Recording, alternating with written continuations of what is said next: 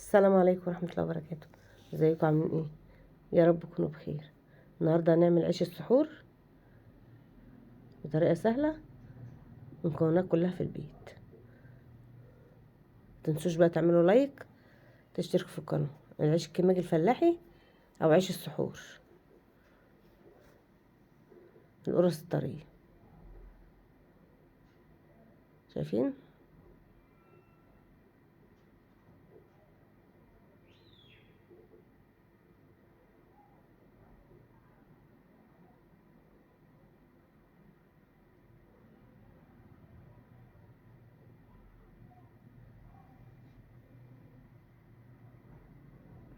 معايا كيلو دقيق، معايا نص معلقة ملح، معلقة بيكنج باودر مساح، كيس خميرة،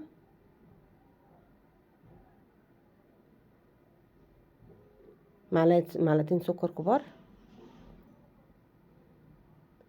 معلقة بيكنج باودر حطيتها، واقلبهم في بعض.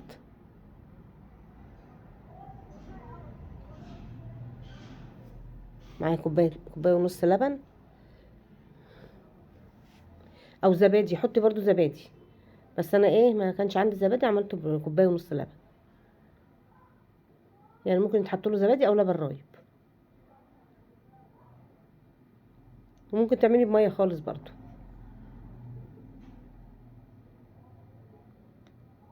حطي كوبايه ونص لبن، ومعايا تاني كوبايه ميه، هنحطها كده تدريجيا.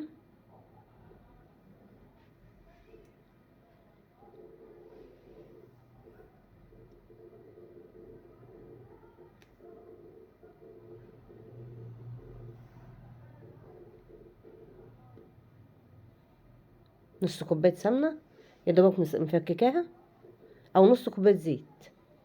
يعني نص كوبايه سمنه نص كوبايه زيت، يا دوبك مفككه السمنه كده. بكمل بقى في كوبايه الميه، نحطها تدريجيا.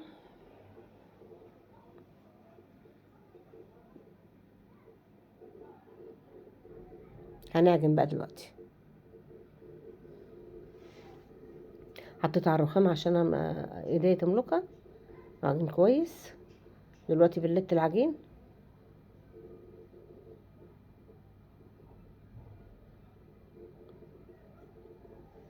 بنخبز عيش السحور. سنة وانتم طيبين.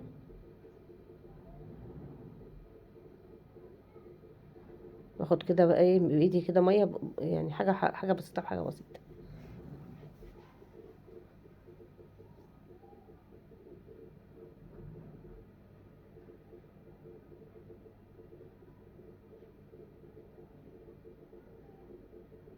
لت العجينه كويس،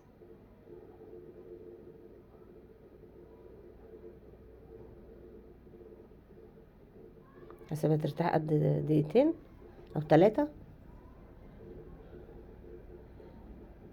الراحه دي بمقام 5 دقايق عجن.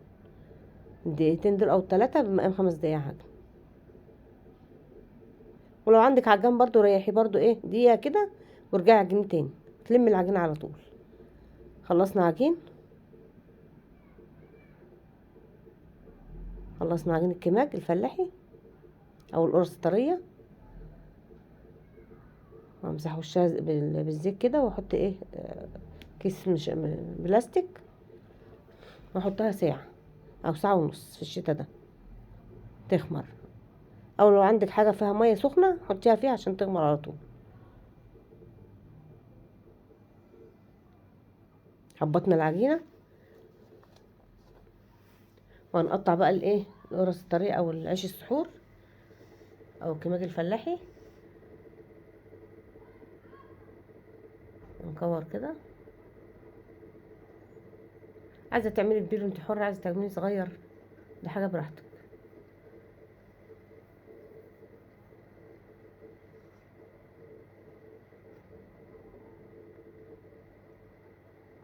اسوي الوش كده بتاع القرصه.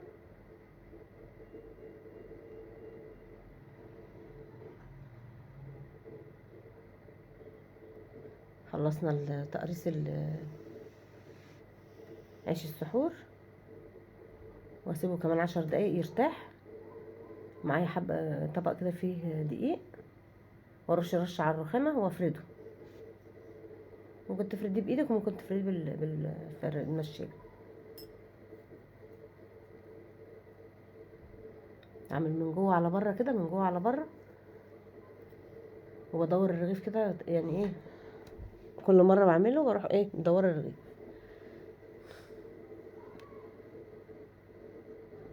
ورشة الدقيق ديت ايه بتخلي الرغيف يتفرد، العيش يتفرد.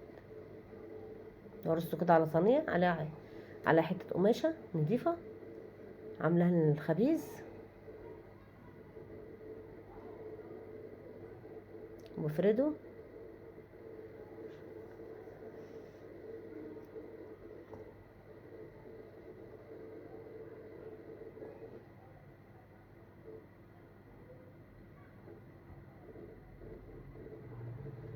فردهم كده جنب بعضهم.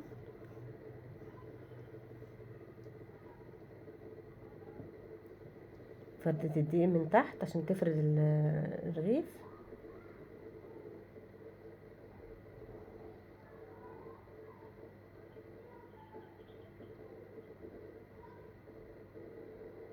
في ثواني، لو عاملة حتى 2 كيلو هتخلصهم في ثواني.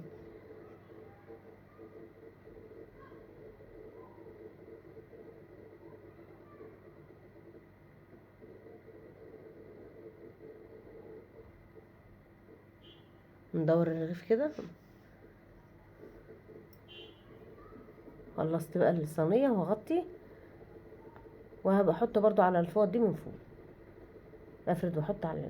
جينا بقى الخبيز بعد 10 دقايق، بعد ما خلصتهم، بعد ما خلصت فرد العيش، ولعت الفرن، فرن الخبيز او فرن البوتاجاز. يعني لو مش متوفره الفرن ده عندك، اعملي في فرن البوتاجاز على الصاجه كده، واخبزي. يتحمر من تحت، طلعيه في الشوايه ايه دي ثواني كده، الوش يحمر. وقتها هنخبز بقى في الفرن.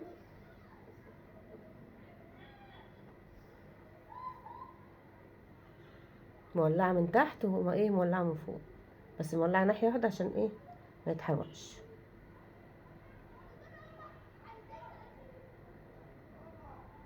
او الخبيز بتبقى ايه الحاجه ايه يعني بتشاف شويه.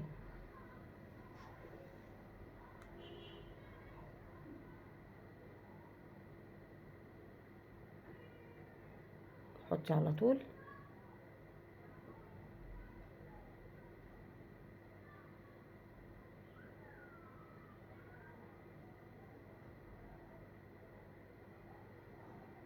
قلبي الرغيف برضو كده. وممكن احطه في صينيه كبيره برضو، وايه دور الصينيه اسهل يعني، اسهل. اللي عايزه تعمل كده تحطه في صينيه، وتدور الصينيه كل شويه عشان ايه، وتظبط الفرن من فوق ومن تحت.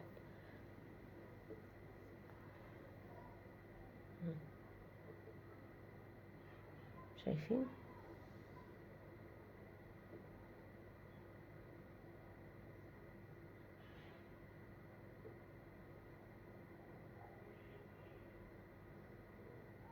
الرغيف بيقب كده، بروح ايه ظبطه على الشوايه ايه تحمر الرغيف من فوق.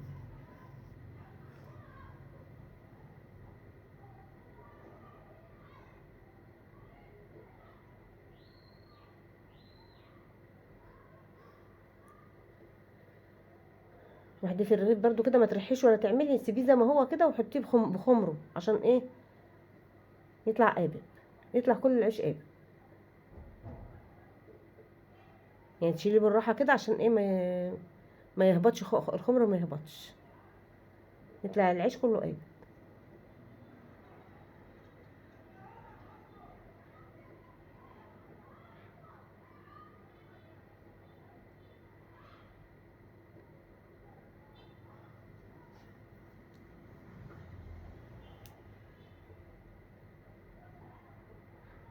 الكيلو الدقيق طلع لي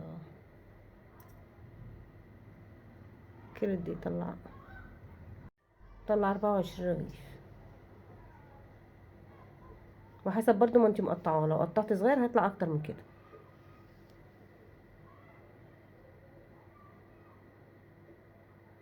فرن البوتاجاز تعمليها على الطاسه من فوق.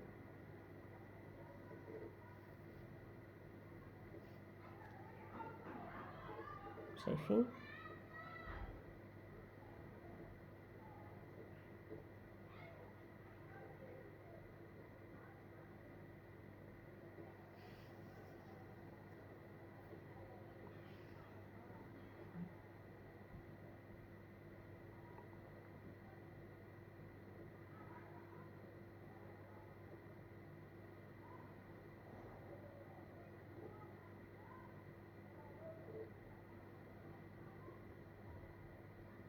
حط الجنب الفاتح بقى، حطه جنب الشوايه عشان ايه تحمره شويه.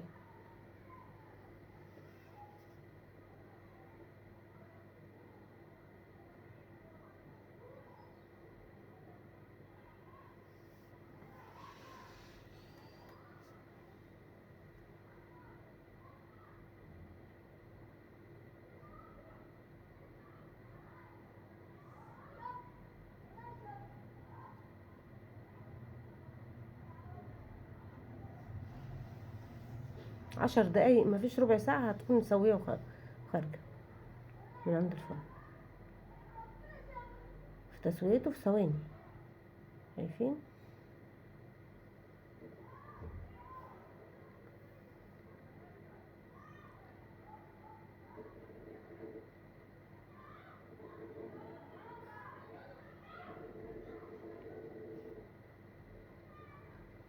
خلصنا كيلو الدقيق، خلصنا كيلو الكمال او عيش السحور، ولا الرغيف مش قابل. بسم الله ما شاء الله.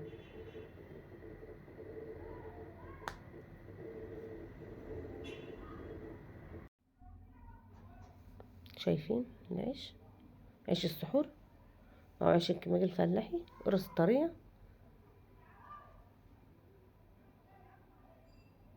وطري بقى وايه، لو عايزه تحطيه في الفريزر حطيه في الفريزر.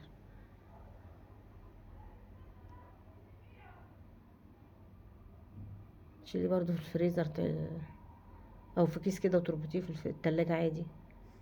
يلا بقى ما تنسوش تعملوا لايك. ان شاء الله هنعمل فيديوهات مميزة قبل رمضان وفي رمضان ان شاء الله. السلام عليكم ورحمة الله وبركاته.